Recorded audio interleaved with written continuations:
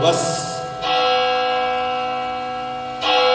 कुछ ही क्षणों में हम लोग चर्च पहुंचने वाले हैं। तब तक आप सभी को मैरी क्रिसमस और एक बार जोरदार ताली।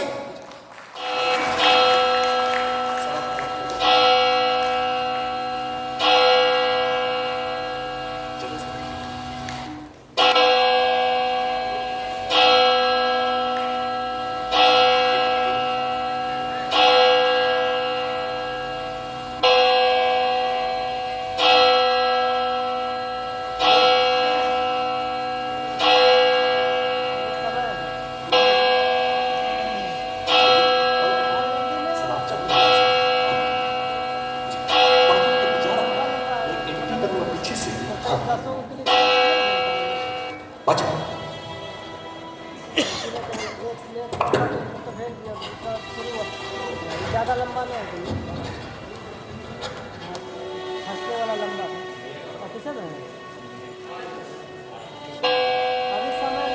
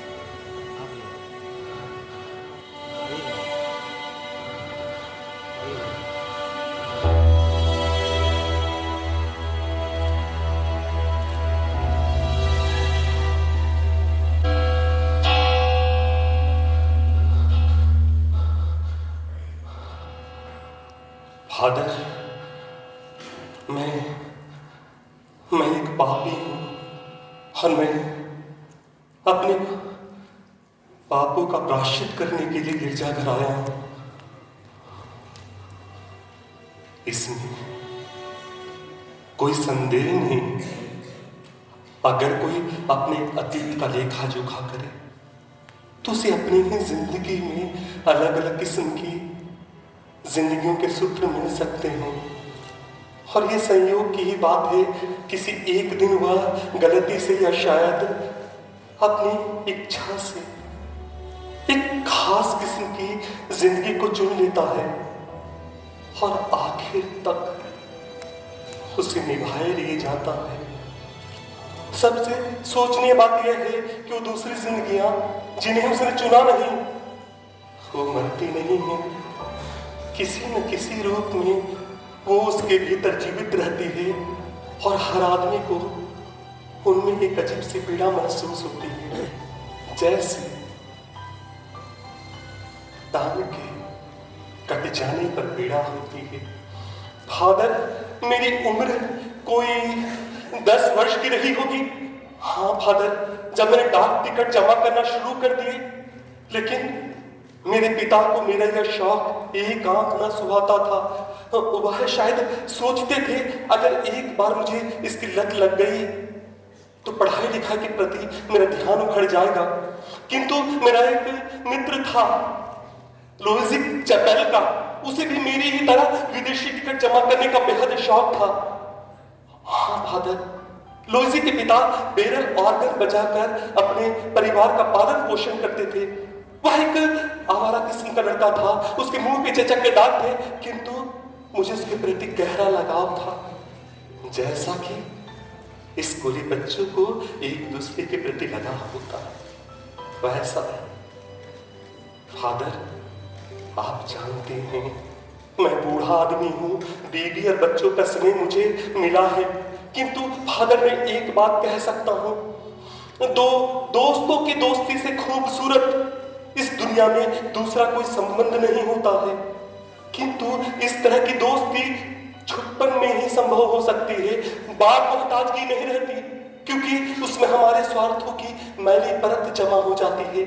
मेरा मतलब एक खास किस्म की दोस्ती से है, जिसमें गहरा उत्साह और आकर्षण छिपा हो, आत्मशक्ति, स्नेह भावना का झलझलाता उमड़ता ज्वार।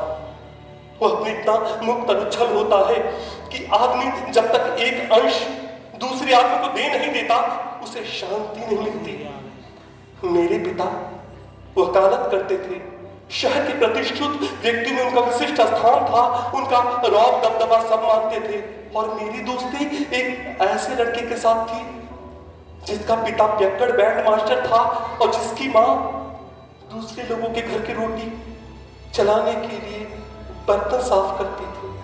हाँ, लेकिन इसके बावजूद लूसी के प्रति मेरे दिल में गहरी श्रद्धा और आदर का भाव था, क्योंकि वह मुझसे कहीं ज्यादा चतुर और चालाक था। वह आत्मनिर्भर था, उसमें हर एक प्रकार का जोखिम का सामना करने का साहस था। उसकी नाक पर चेचक के दाग थे। वह इस दाएं से हाथ से बहुत दूर तक, हाँ फादर, बहुत दूर तक पत्थर फेंक सकता था। अभी मुझे सब चीजें याद नहीं रही, जिसके कारण उसके प्रति मुझे इतना टूट और गहरा लगाव उत्पन्न होने लगा था। किंतु मैं एक बात कह सकता हूँ, उसके बाद आज तक जिंदगी में किसी अन्य व्यक्ति के प्रति मेरे मन में इस तरह की भावना कभी उत्पन्न नहीं हो सका है।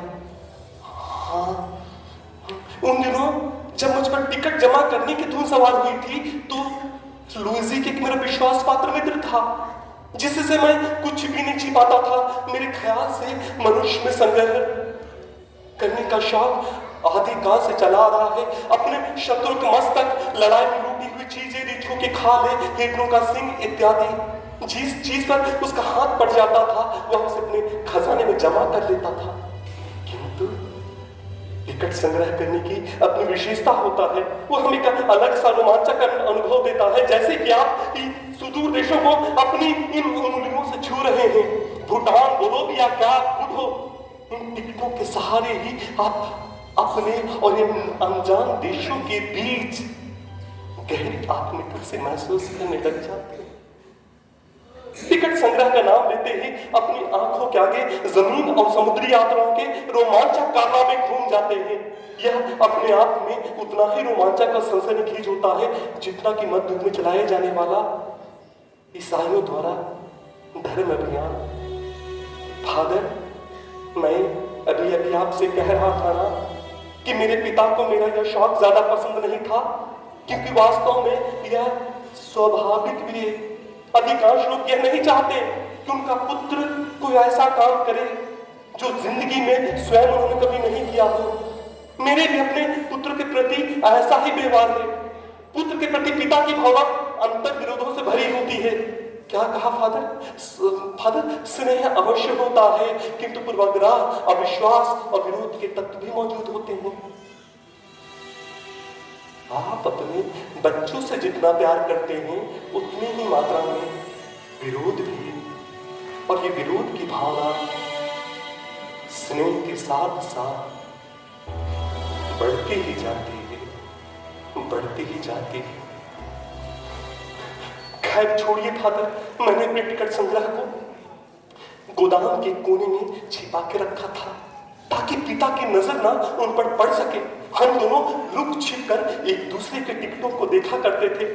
अलग अलग देशों के टिकट, नीदरलैंड, स्वीडन, इन टिकटों को देखकर हमारी आंखें नहीं भरती थी। हमने अपने खजाने को छिपा कर रखा था, अतः इसमें गोपनीयता की बात भी दबी हुई थी जो हमें एक अलग सा आनंद देती थी। हमने जिस तरह से टिकट जमा किए थे वह अपने आप में कम रोमांचक काम नहीं थे। जाने अनजाने घरों का, परिवारों का चक्कर लगाकर उनसे आरजू मिनट करके उनकी पुरानी चिट्ठियों से टिकटों को उतार कर अपने पास रख लेता था। और कभी कभार ऐसे लोग मिल जाते थे जिनकी मेज की दराजों कागजों से ठसाठस बनी होती थी और जिन्हें देखकर अपनी खुशी का ठिकाना न होता था। मैं फर्श पर इत्मीनान से बैठकर पुराने कागजों के कूड़े करकट का निरीक्षण करने लग जाता था। हमें चुन चुन के वो टिकट निकालता था जो मेरे पास नहीं होता था। मैंने कभी भी एक जैसे 2 टिकट अपने पास नहीं रखे। इसे आप मेरी बेवकूफी कह सकते हैं, लेकिन जब कभी अचानक लंबाडी या जर्मन के किसी छोटे से राज्य या यूरोप के किसी स्वतंत्र नगर का टिकट हाथ लग जाता था, मानो खुशी पीड़ा की सीमा तक जा पहुंचती थी। शायद हर बड़ी खुशी के पीछे पीड़ा का एक मधुर स्पर्श छिपा होता है। लोजिक मेरा बाहर प्रतीक्षा करता और वहां जाते ही उसके कानों में दबे स्वर में फुसफुसाते हुए कहता था, लोजिक लोजिक, वहां पे हैनोवर का टिकट था, तुमने उतार कर रख लिया।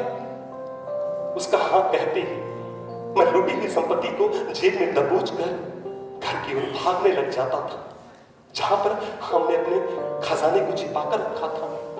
हमारे शहर में बहुत से कारखाने थे जहां पे अल्लम गल्लम माल तैयार होता था, कपास, रुई और घटिया किस्म का ऊन, और इन सड़े गले मालों को दुनिया भर के वर्ण जातियों को भेजा जाता था, जहां से मुझे रद्दी कागजों की टोकरियां मिल जाती थी, क्योंकि ये कह सकता हूं कि लूट खसूट करने का सबसे बढ़िया स्थान था, जहां से मुझको प्राय दक्षिण Africa, Brazil, Afghanistan, India, Congo के टिकट मिल जाते थे। फादर, मुझे आपके बारे में पता नहीं, लेकिन मुझे नामों के ध्वनि मात्र से एक अजीब सा रहस्य और आकर्षण महसूस होता है। मैं आपको नहीं बता सकता फादर कि उस क्षण मुझे कितनी खुशी होती थी जब कभी अचानक स्टेटस से नेपाल के टिकट हाथ लग जाते थे। ऐसी खुशी किसी शिकारी या किसी खजाना खोजे या जमीन की खुदाई करते वक्त उस पुरातत्व अन्वेषक को ही प्राप्त हो सकती है। किसी चीज को खोजना और पाना, मेरे विचार से इससे बड़ा सुख और रोमांच जिंदगी में और कोई नहीं। हर आदमी को कोई ना कोई चीज खोजनी चाहिए, टिकट ना सही तो स्वर्ण, स्वर्ण पंख, नुकीला पत्थर या कम से कम राखदानियां।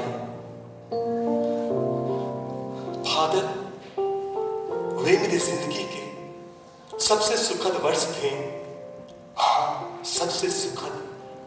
रोजी के साथ मेरी दोस्ती और मेरा टिकटों का संग्रह। फिर एक दिन मुझको बुखार आ गया। रोजी को मेरे पास आने की इजाजत नहीं थी, इसलिए मैं कभी कभार नीचे दहलीज पर खड़ा होकर सीटी बजाता था ताकि मैं उसकी आवाज को सुन सकूं। एक दोपहर घर के सारे लोग मेरी ओर से बेखबर थे और मैं सबकी आंख बचाते हुए ऊपर गोदाम चला गया, जहां पे मैंने टिकट के बक्से को छिपा रखा था, क्योंकि बुखार के कारण मैं काफी कमजोर हो गया था और बड़ी मुश्किल से मैं संदूक के ढक्कन को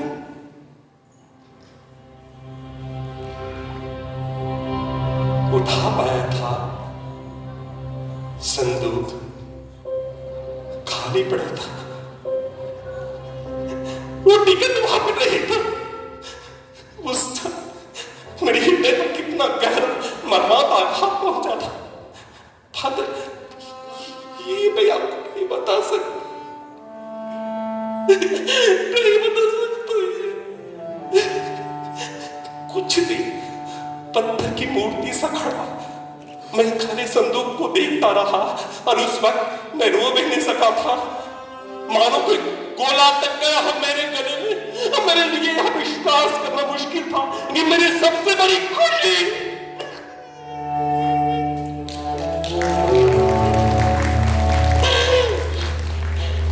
तो संग्रह नाम था।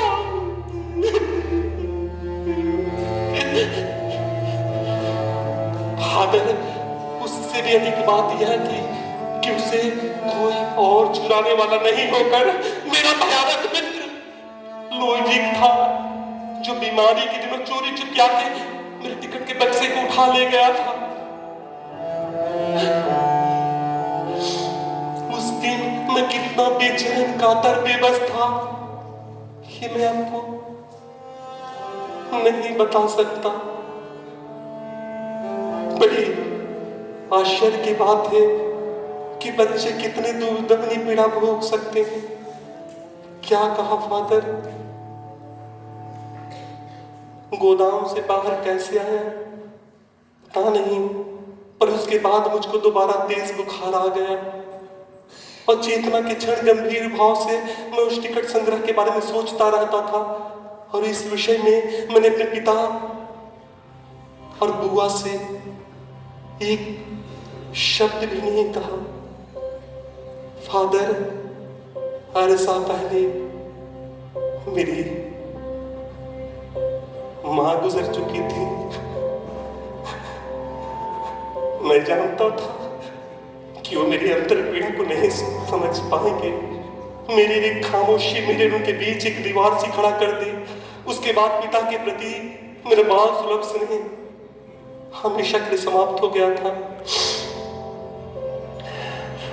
लुइजी ने मेरे साथ विश्वासघात किया था और ये मेरे लिए पहला अवसर था जब मैंने धोखा खाया था।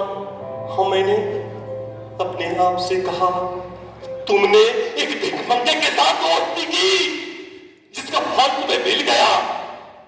हाँ, इस अनुभव ने मुझको काफी कठोर बना दिया।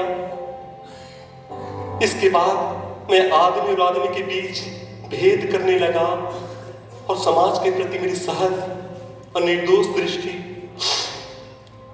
नष्ट हो गई।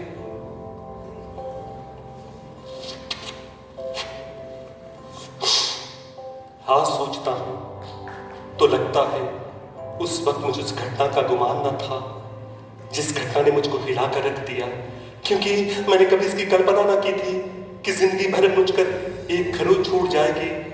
बुखार के उतरने के साथ साथ टिकट खो जाने का शोक भी उतर गया और लुइजी को नए मित्रों के साथ हंसता बोलता बतियाता देखता था तो मेरा घाव फिर हरा हो जाता था।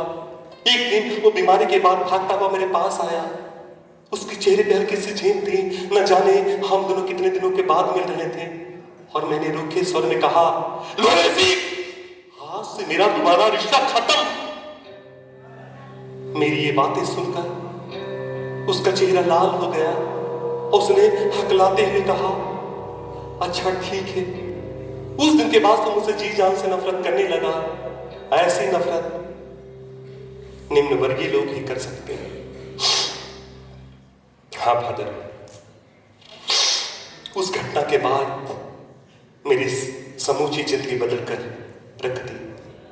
उसके बाद मैं आदमी और आदमी के बीच भेद करने लगा। समाज के प्रति मेरी सहज और निर्दोष दृष्टि नष्ट हो गई। आज सोचता हूं उसके बाद मैं किसी से दोस्ती नहीं रखा, अपने को अपने तक ही सीमित रखा। मुझे किसी अन्य व्यक्ति की आवश्यकता नहीं थी। दूसरे के प्रति मैं अपना स्नेह सहानुभूति कभी प्रकट नहीं करता था। तब मैंने सोचा कि दूसरे लोग मुझे पसंद नहीं करते हैं। निष्कर्ष मैंने यह निकाला, दूसरे लोगों का आदर सम्मान का मैं ही तिरस्कार और घृणा की नजर से देखता हूं। अब मेरा कोई मित्र नहीं था। बड़े होने पर अपने को मैंने अपने तक ही सीमित रखा। मुझे किसी अन्य व्यक्ति की आवश्यकता नहीं थी। दूसरे के प्रति स्नेह सहानुभूति कभी प्रकट नहीं करता था। जिस स्त्री से मैंने विवाह किया उसे कभी अपना प्रेम न दे सका। और मेरे नीचे काम करने वाले व्यक्ति के प्रति मैं बहुत कठोर हो गया था। बच्चों का पालन पोषण भी इस ढंग से किया कि मेरे सामने कभी उंगली ना उठा सके। कर्तव्यनिष्ठता, कर्तव्य पालनता के धार सबके ऊपर जम चुकी थी। मेरी आंखों के आगे बस कर्तव्य था, कर्तव्य कर्तव्य कर्तव्य। हाँ फादर, यही थी मेरी जिंदगी, सारी की सारी जिंदगी। किंतु आज मैं आपसे कुछ भी नहीं छिपाऊंगा। 3 वर्ष पूर्व मेरी पत्नी की मृत्यु हुई थी। उस दिन मुझको कितना कलेश हुआ था, यह बात मैंने आज तक खुद से दूसरों से छुपाता रहा हूं। शोक में बेचैन होकर मैंने अपने परिवार के स्मृति चिन्हों को उलटने पलटने लगा।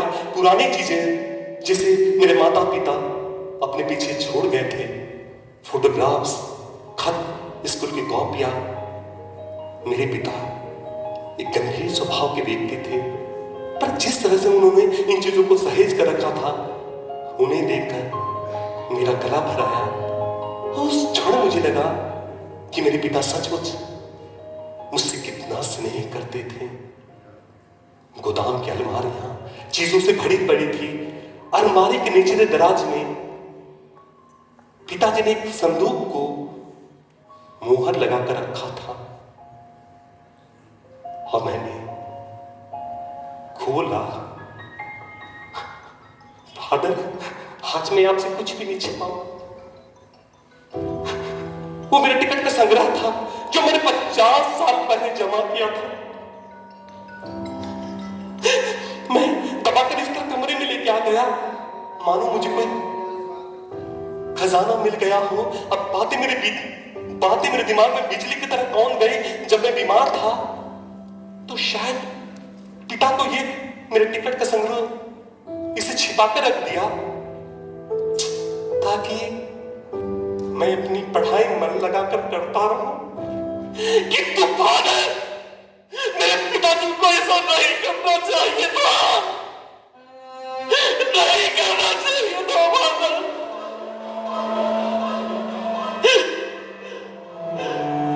शायद पिताजी मेरे स्नेह से प्रेरित होकर ही ऐसा किया। उस क्षण मुझे सहसा याद आया कि आखिर लूसी को मेरे टिकट नहीं चुराए थे। मैं ये सोचकर ही कांप गया। उसका मैला चेहरा चीचक से भरा था। हमारा चेहरा मेरी आंखों के आगे घूमने लगा। अब वो कहां होगा फादर? वो जीवित होगा भी या नहीं? मैं आपसे सच कहता हूं फादर, एक गलती के कारण मैंने अपना जीवन तबाह कर लिया। उसके ही कारण मैं इतना आत्म केंद्रित हो गया था। मैं उसके ही कारण मैं डाक टिकट देखकर झल्लाकर उठता था। उसके ही कारण मैंने जिससे से विवाह किया, उसे विवाह के पूर्व यह बात को कोई खत नहीं दिया। उसके ही कारण मैं इतना आदरणीय और कर्तव्यनिष्ठ हो गया था।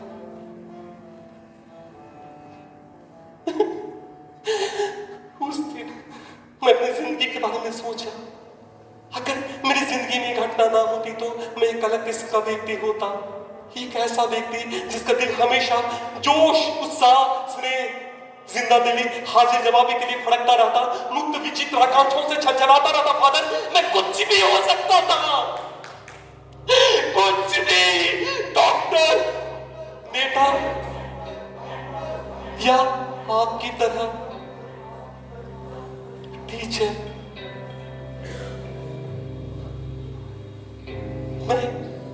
मैं लूसी के साथ बैठकर शराब पी सकता था। मैं वो सब कुछ कर सकता था जो मैं नहीं कर सका था।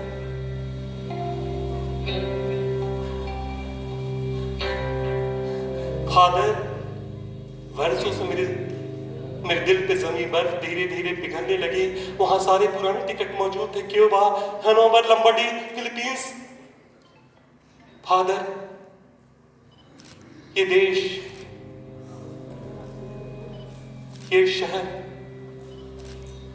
जहां मैं जाना चाहता था किंतु अब नहीं जा सकता था,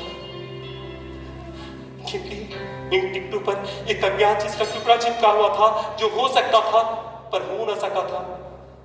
मैं रात भर उन टिकटों के सामने अपनी जिंदगी के बारे में सोचता रहा और मुझको लगा मैंने अब तक एक अजनबी, पराई और नकली जिंदगी जीता रहा। मेरी असली जिंदगी तो कभी पैदा ही नहीं हो सकी। मैं जब भी उन चीजों के बारे में सोचता हूँ फादर, और अपने उस अपराध के बारे में जो मैंने लूसी के प्रति किया, किंतु अब सोचने से क्या फायदा? जो होना था वो तो हो गया।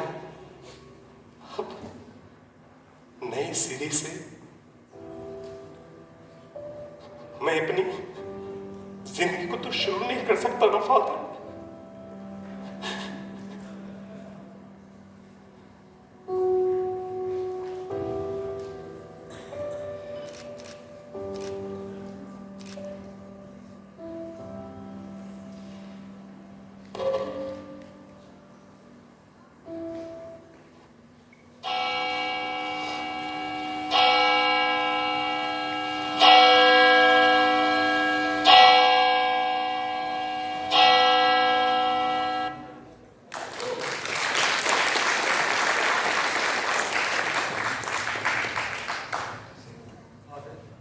मैं आपसे एक बात कहना चाहता हूं।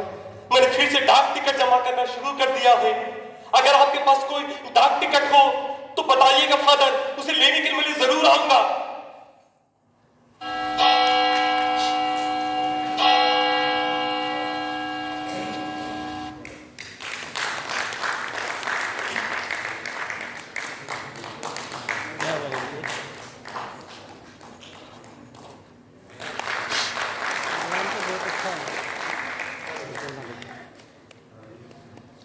मजा आया?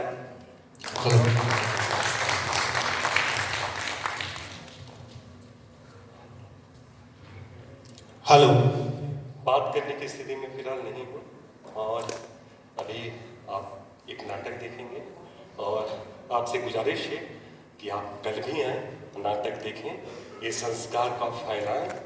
ठीक है? एक जो बटवाना आज उनके गहराई में गए होंगे